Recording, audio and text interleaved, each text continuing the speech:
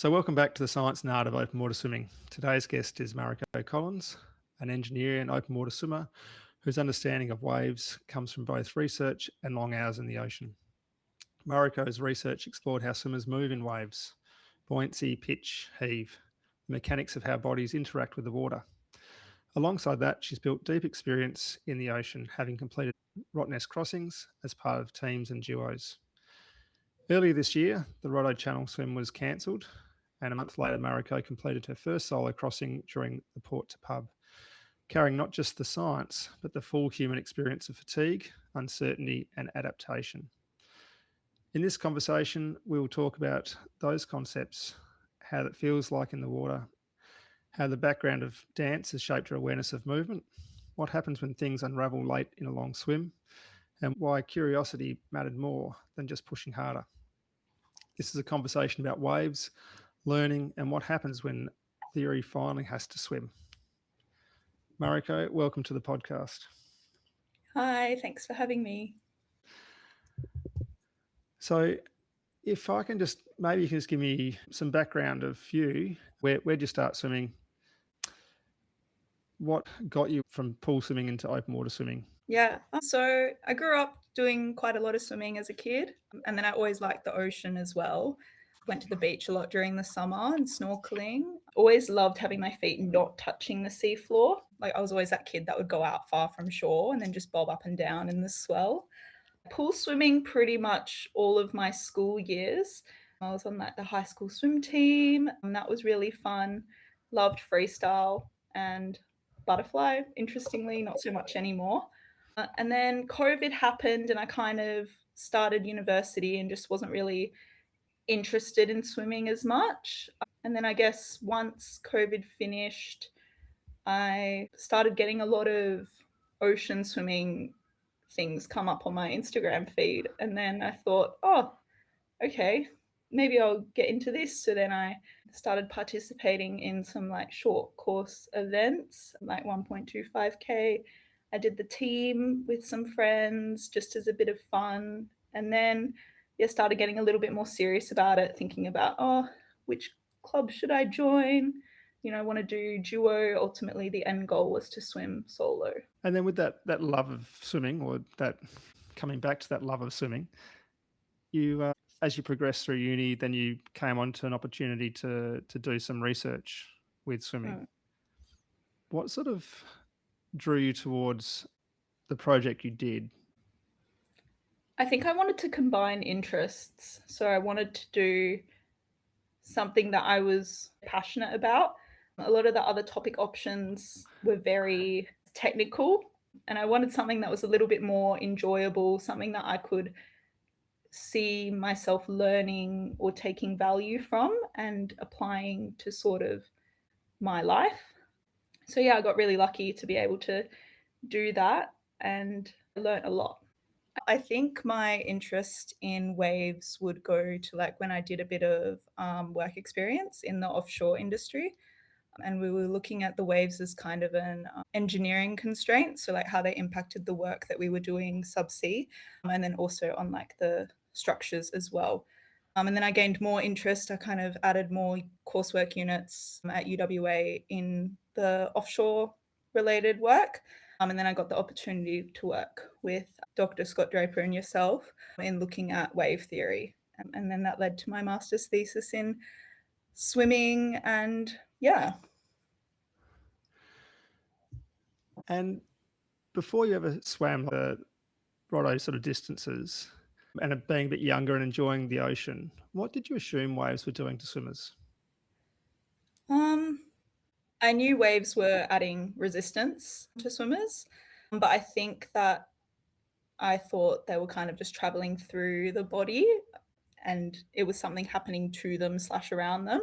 But now I realize that they don't just slow you down, they really mess up your whole body position and the way that you interact with the water. And so, did having the engineering background change the way that you thought about swimming? Yeah, absolutely. So my research looked at the pitch and heave motion. So that is the body angle and the up and down motion that you experience in the water. And then kind of looking at that from a data perspective allowed me to see what swimmers could do to change the way that they were interacting with the wave. So you talk about pitch and heave in the research that you did. What does it actually feel like in the water? Can you explain pitch and heave for the average swimmer? So heave is probably a little bit easier to explain.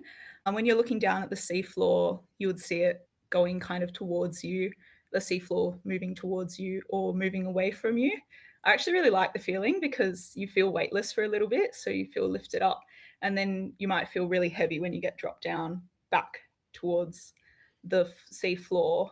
And then pitch isn't quite as enjoyable. So perhaps if you're traveling into a wave, your upper body would be climbing up the wave and then you feel like you're dragging your legs behind you, or vice versa. When you're swimming down the wave, you feel like your legs are higher than your back. And I feel a lot more unstable when I experience like significant pitch motion.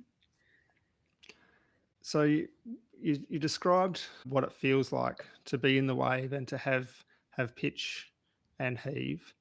How Mm. does that then affect swimming performance?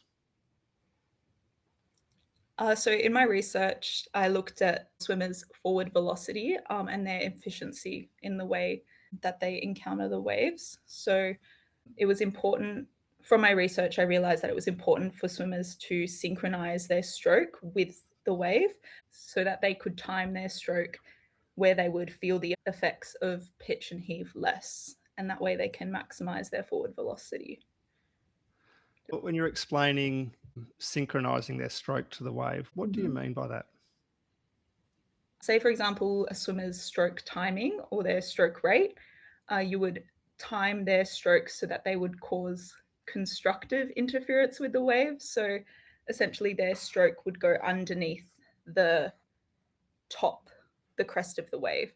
And that way, they're kind of counteracting their stroke with how the wave is traveling towards them. Does that then have an impact on how much a swimmer might pitch through the wave? Yes, they would essentially pitch less because they're causing constructive interference.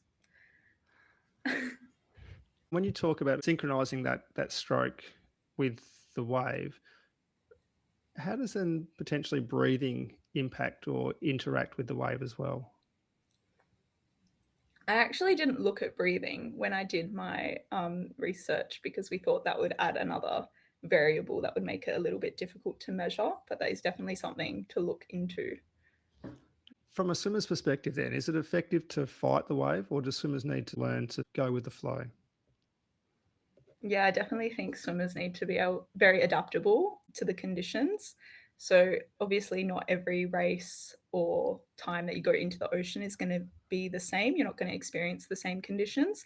So just being able to judge and feel your body and feel what's happening in the ocean around you, and then being able to adapt it from there definitely takes a lot of learning and exposure to different conditions.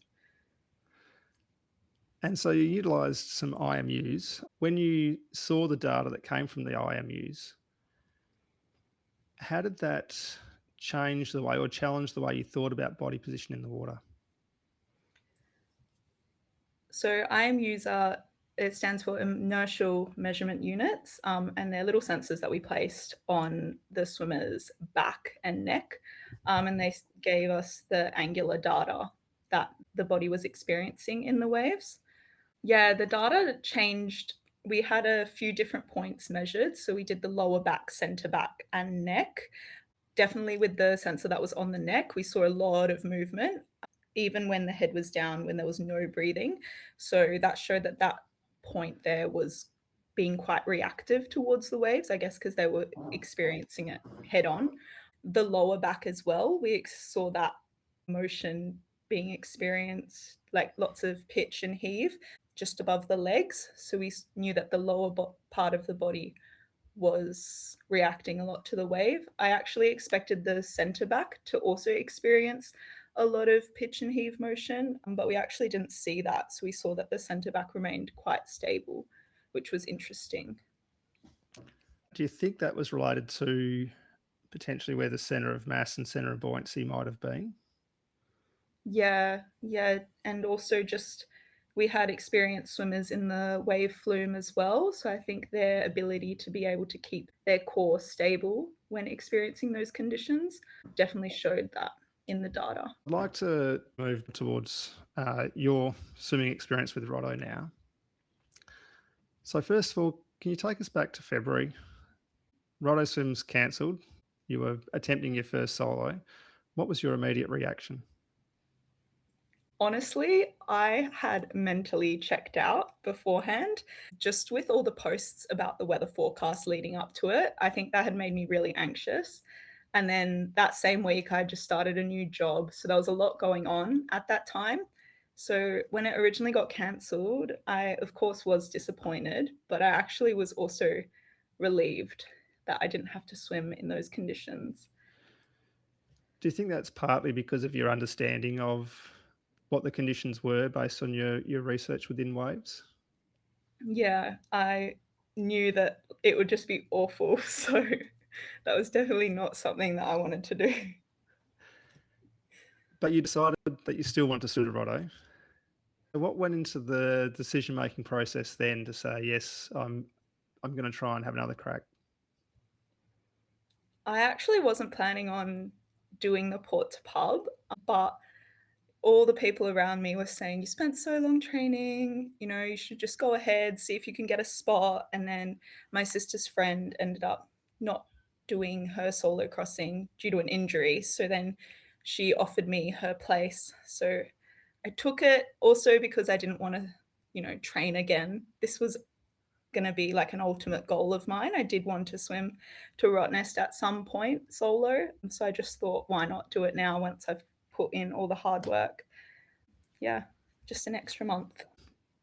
You mentioned obviously disappointment and relief when the event was initially cancelled, but you went tap dancing on the day of the cancellation. Why? Dancing, I've done ever since I was a kid. I love it. I think it's so much fun.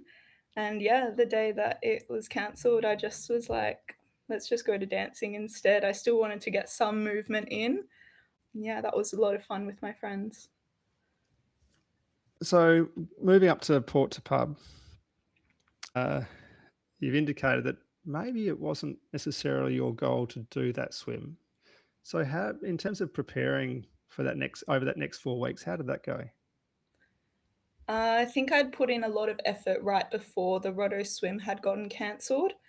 So I think mentally for me, it was quite hard to stay focused for an additional month. And then also settling into my new job, there was just a lot of changes around that time. So I managed, but definitely the preparation wasn't the best as what it could have been. And the first 16Ks went really well. How did you feel during that period? I have no idea why those first 16 went so good.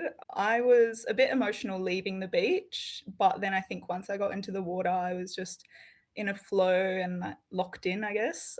My crew was telling me that I was doing quite well. They said my stroke was looking nice and like hadn't really changed very much since the beginning.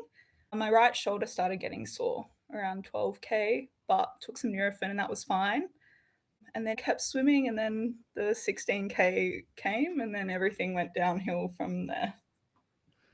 So tell me about that last 4Ks. Yeah, I think there was a communication issue with my crew. So, between nautical miles and kilometers. So, I thought I was a lot closer to the island than I actually was. And then I swam up to this buoy, which I thought said 18. And then I looked up and I saw it said 16. And then I just lost it. Like, my arm was so sore at this point, like, not my arm, my shoulder. I think I was mentally fatigued because I'd stayed focused and I was in such a good headspace for so long. And then at that point, I think I just felt down, like everything was painful, every stroke hurt. I was just in the pits and then just like crying the remaining way to the island. I was barely swimming freestyle. It was just not fun at all. So you still did make it. So what got you through? I think there was a lot of support from other people on the water, like other paddlers and other people on other boats. And they were just saying, keep going. This is what all the training was for. Looking back, if I was to do it again, like I would just suck it up and push through. But I think in the moment, it just, yeah, I don't know how to describe the feeling, but like mentally, it was just so tough. Like I wasn't expecting it at all. And in that moment, you're obviously now saying next time. Was there ever going to be a next time? Nah, in the moment, I was like, oh, I'm never doing this again. This is the worst thing ever. But yeah, no, now that it's been a few weeks, I'll do it again. Yeah. When things got hard in the swim itself, what helped you more? Was it the engineer, the swimmer, or the dancer? That is a tough question. I think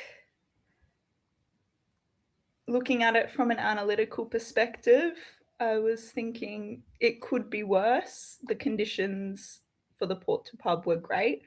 They were like pretty flat, glassy conditions. So I wasn't really experiencing much swell or wind chop. So just thinking that like what could have been definitely helped as well. And then just thinking about all the training, I remember thinking when it was tough that, you know, you felt like this on your first 10K. So if you were ever to do this again, like it would be so much better. So you just got to do it once to prove to yourself that you can do it. And then we can go from there for the future. Is there anything else you wanted to say about that swim? It was great. Like I would recommend it. Like it was a lot of fun looking back, but in the moment it wasn't very fun. Yeah, definitely. Like I've done a team and a duo before, and each of those are big achievements on their own. I think you've got, you know, the support of your teammates and stuff, but just because I did the team and the duo didn't make me really any more prepared for the solo. I think I just wasn't prepared for how isolated I was going to be. Yeah. Is there anything different you would do next time? I think now that I've experienced it, I know what to expect. So I think I would be like more mentally prepared for next time. I just really struggled mentally. I think I saw the same thing in my 10Ks. The first 10K qualifying race that I did wasn't great at all. Like that wasn't really enjoyable. But then I did two more following that. And then by the third one, I was in like a good space and was able to manage it a lot better. So, talking about those 10K swims and your learnings from those, after each of those swims, you were starting to get some abdominal pains. How did you know that it was something you weren't going to ignore and something you need to try and address? Yeah, so the first time I experienced it, I was kind of thought, oh, maybe it was just because it was a rough day, drank a lot of seawater. The second time it was okay. Then the third time it was absolutely awful. And that was the last big event that I was doing before the race. And I thought to myself, if I'm experiencing this after 10 kilometers, what would it be like after 20? And all of those times I'd experienced it, I had been wearing the suit, the race suit. So I just asked around to see, you know, what could be causing these problems because I just didn't want to be experiencing that pain after swimming to Rottnest. So, obviously, you're very curious and you've got a scientific mind. So, what did you learn and what did you change to try and overcome these issues?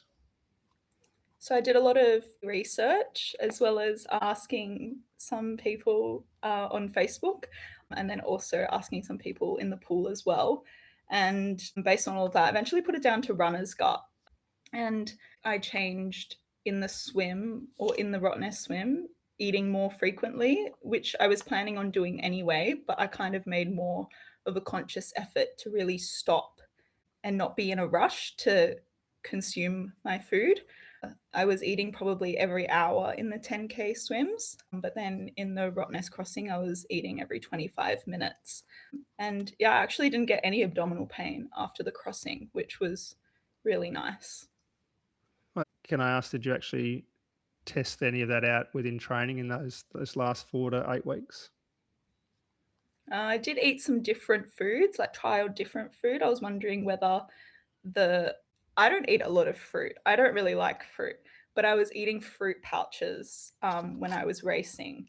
So I kind of changed that and didn't have as much fruit when I was doing these events. Yeah. And one of the considerations was the suit itself. What did you decide to do on race day with regards to that? I just put the suit on in the morning and prayed that I wouldn't get any pain afterwards.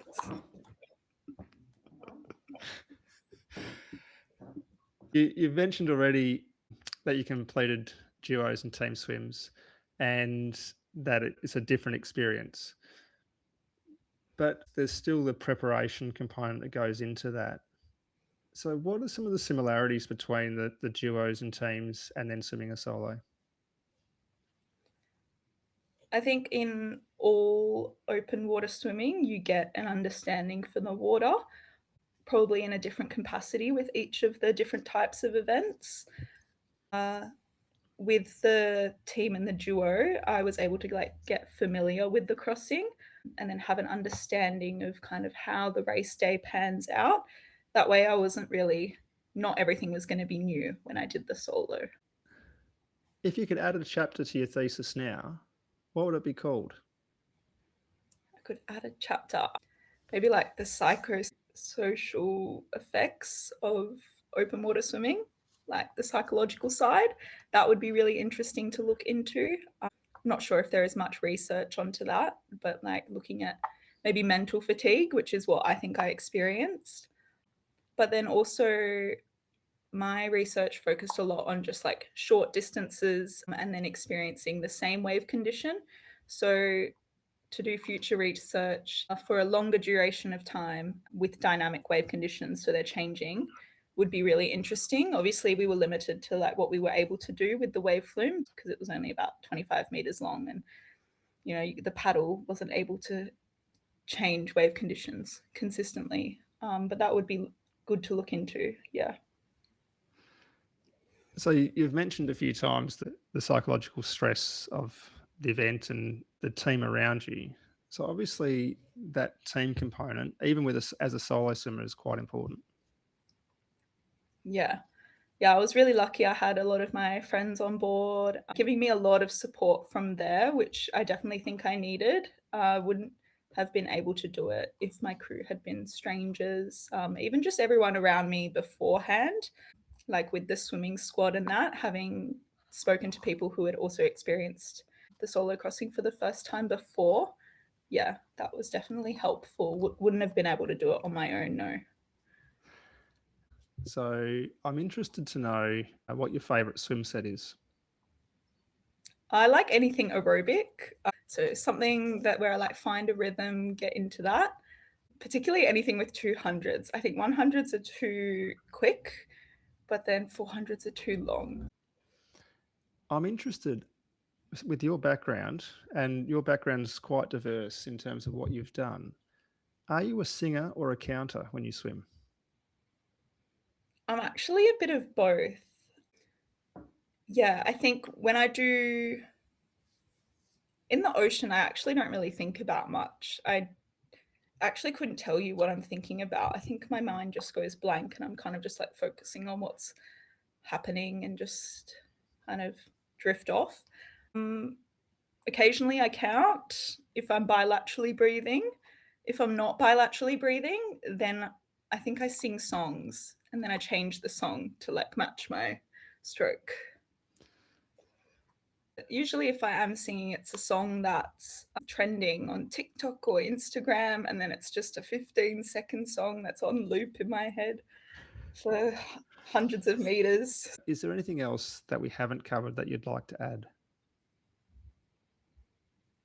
So I think doing dancing from a young age, it's given me a lot of body and spatial awareness. So I'm able to know where my body is in space.